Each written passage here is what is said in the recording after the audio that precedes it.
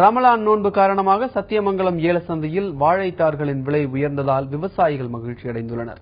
ஈரோடு மாவட்டம் சத்தியமங்கலம் சுற்றுவட்டார பகுதிகளில் அதிக அளவில் வாழை பயிரிடப்படுகிறது. இங்கு விளையும் வாழைத்தார்கள் சத்தியமங்கலம் வேளாண் கூட்டுறவு சங்கத்தில் நடைபெறும் ஏலத்திற்கு கொண்டு வரப்படுகிறது. ரமலான் நோன்பு காரணமாக இந்த வாரம் வியாபாரிகள் போட்டி போட்டுக்கொண்டு வாழைத்தார்களை ஏலத்தில் எடுத்தனர். கதலி கிலோ 62 ரூபாய்க்கும், நேந்திரன் கிலோ 46 ரூபாய்க்கும் விலை போனது. செவ்வாழை தார் ஒன்றிற்கு 715 ரூபாய்க்கும், தேன் வாழை 765 ரூபாய்க்கும் ஏலம் போனது.